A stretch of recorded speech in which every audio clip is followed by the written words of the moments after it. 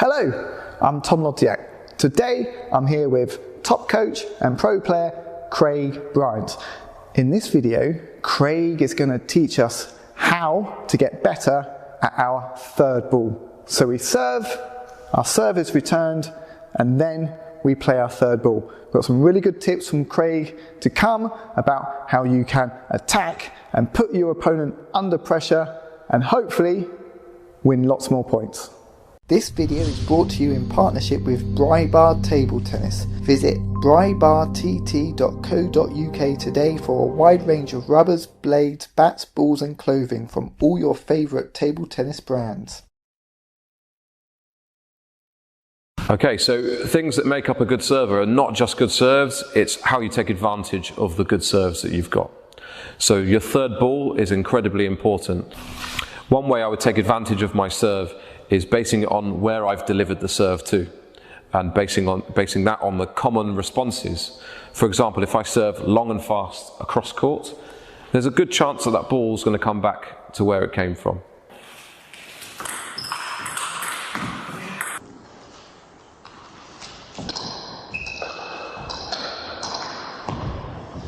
If I'm serving short down the line, there's a good chance that that ball's going to come back into this 4.5.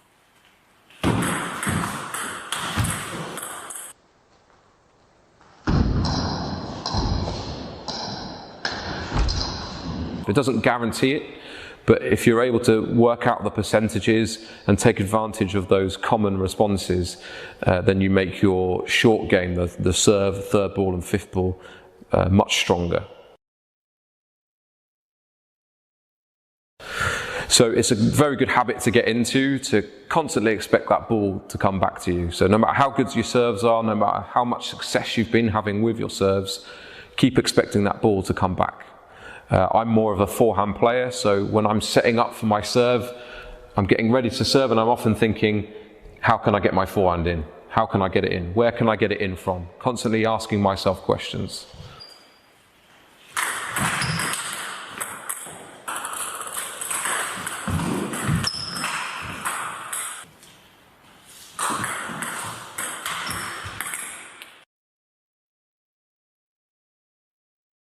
So again, good servers and good third ball attackers will be reacting to the serve that they've delivered. So again, we're working off percentages. If I've got a good, short, heavy backspin serve, then there's a good chance that I'm going to get a touch ball or a push ball back.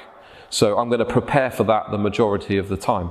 It doesn't mean that your opponent won't or can't do other things, but we're just looking to take advantage of the common response.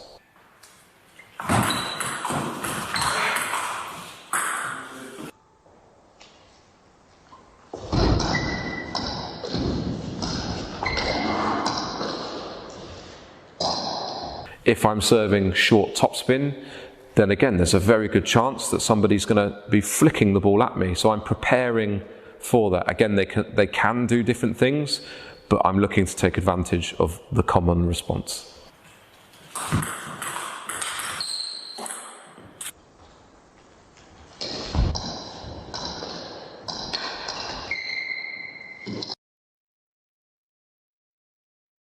Really important to be aware of the lines of play that you're creating when you're serving. They're very different if I'm moving my serve around. Therefore, my recovery position needs to change. So for example, if I'm serving short down the line, then I'm creating a potential wide angle. So once I've executed that serve, I'm looking to recover a lot more into the middle so that if this wide angle comes, I'm able to deal with it.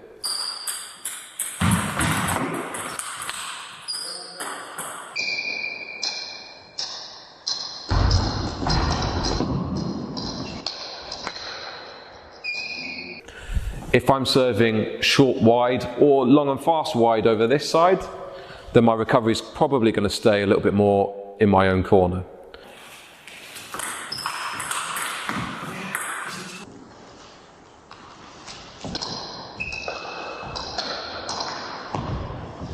So I don't have a fixed recovery on the table. It's very much dependent on where I've served and with what type of spin. So because we've served how we wanted to, because we've taken advantage of the common response, it means generally we're in position a little bit earlier than normal.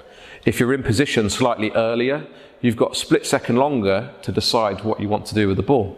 So as you've prepared for your attack, you might see your opponent move from one side to another. If they've moved one way, you've got an opportunity to go to the opposite corner.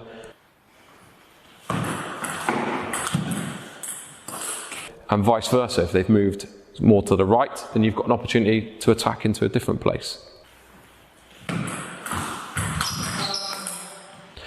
If there's not too much of an obvious movement, then the hip is always a great place to go. Always difficult for your opponent to make a decision. So if you're unsure, this is not a bad place to attack to.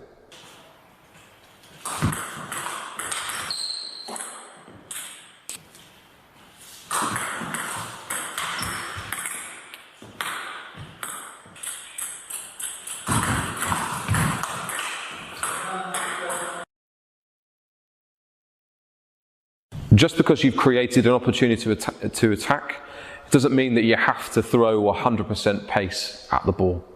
If you're able to play at 70, 80%, then often you can keep the ball on with good pace, good spin, and also keep the dominance of the rally.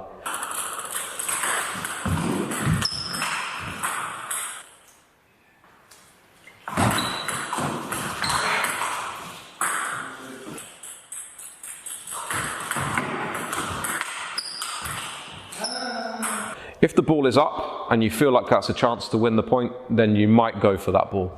But if they've made a bit of a trickier receive, then you're trying to maintain the dominance in the rally. When you're serving, it's important to think about what your strengths are as a player and where you're serving to help benefit your style.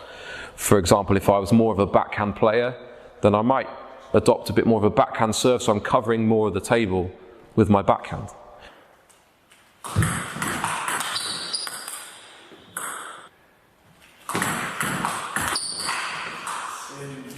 If I'm more of a forehand player, I might be serving more from the backhand side and then looking to cover more of the table with my forehand.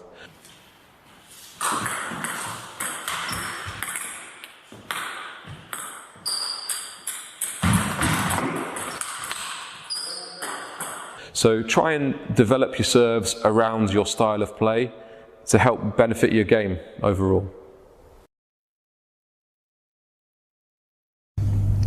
So many great tips there from Craig. Now for me, the thing which I see at amateur level so often are players not expecting their serves to be returned. So they've got good serves, they serve, they stop, they watch, they hope the other player is going to mess up, but then if the opponent does return their serve, they're not ready. They're not ready to take advantage of any weak or predictable returns of serves. So I think it's essential to get into this, this mindset of always expecting your serve to be returned. Anticipate how your serves are likely to be returned. So for every serve you do, just think through, if I put on this spin, what spin is likely to come back? If I serve in that direction, where on the table is the serve likely to come back to? And crucially, what shot do you want to play after you have done your serve? Now, you can't guarantee that the serve is going to be returned exactly how you thought it would be. The other player can do something different. But I think, 7, 8 times out of 10, the service return does come back in a fairly predictable way.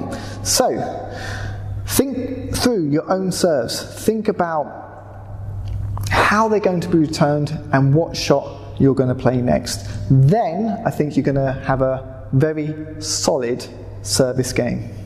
Thank you very much for watching, and a big thank you to Craig Bryant for sharing his tips about third ball attack. If you want more information about Craig and his coaching services, then please go to Craig's website at topedgetabletennis.co.uk. And also thank you to the sponsor of this video, Bry Bar Table Tennis. We've got more videos coming soon. I'll see you then. Bye bye.